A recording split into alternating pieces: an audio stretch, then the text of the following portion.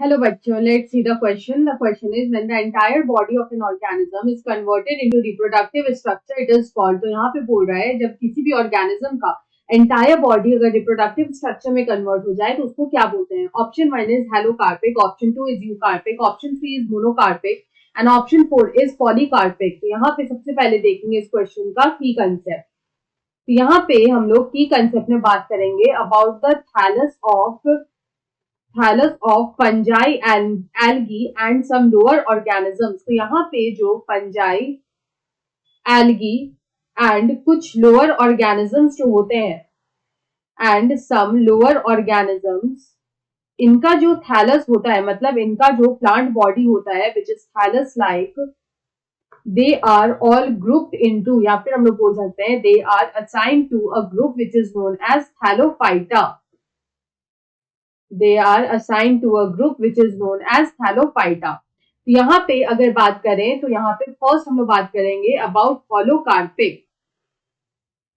तो हॉलोकार्पिक में क्या होता है कि यहाँ पे जो फंजाई का जो थैलस होता है, यहाँ पे हम लोग बोल सकते हैं the thallus which is more or less spherical in structure of this kind of fungi. तो यहाँ पे क्या होता है, ये जो थैलस होता है it is a single cell structure. ये एक सिंगल सेल्ड स्ट्रक्चर होता है. It is a single cell structure. और क्या यहाँ पे क्या होता है कि इन लोअर फंजाई, यहाँ पे जब रिप्रोडक्शन का टाइम आता है, इन लोअर फंजाई जब रिप्रोडक्शन का टाइम आता है तो it becomes a reproductive unit. It becomes a whole reproductive unit. ये पूरा जो थैलस होता है वो एक रिप्रोडक्टिव यूनिट बन जाता है. It becomes a reproductive unit at the time of reproduction. Reproduction के टाइम पे ये कंप्लीट थैलस जो है वो एक रिप्रोडक्टिव यूनिट में कन्वर्ट हो जाता है.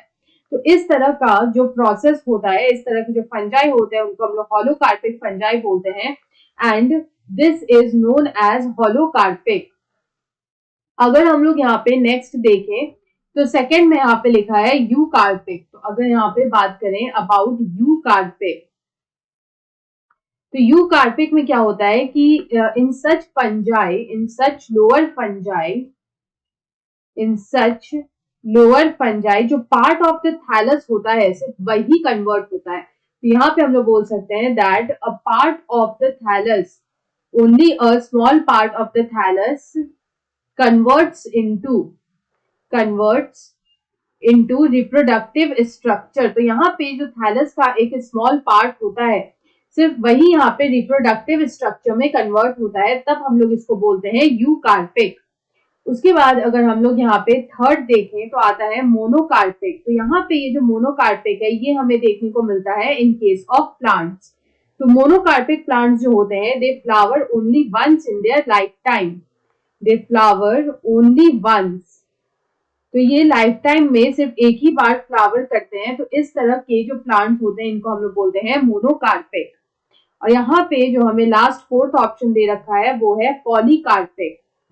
तो पॉलीकार्पिक जो भी होता है ये प्लांट्स होते हैं. तो ये ऐसे प्लांट्स होते हैं, these are such plants which flower every year, which flower every year only in a particular season. हर साल सिर्फ एक पर्टिकुलर सीजन में ही ये फ्लावर करते हैं. तो इस तरह के जो प्लांट्स होते हैं इनको हम लोग बोलते हैं पॉलीकार्पिक. यहाँ पे अगर इस क्वेश्चन का करेक्ट आंसर देखें तो हमसे यही पूछा था कि when the entire body of an organism is converted into reproductive structure, तो उसको क्या बोलेंगे? तो उसको हम लोग बोलते हैं हॉलोकार्पिक. तो यहाँ पे इस हॉलोकार्पिक हमें फर्स्ट ऑप्शन में दे रखा है, so option 1 is the right answer. I hope you understood it well. Best of luck.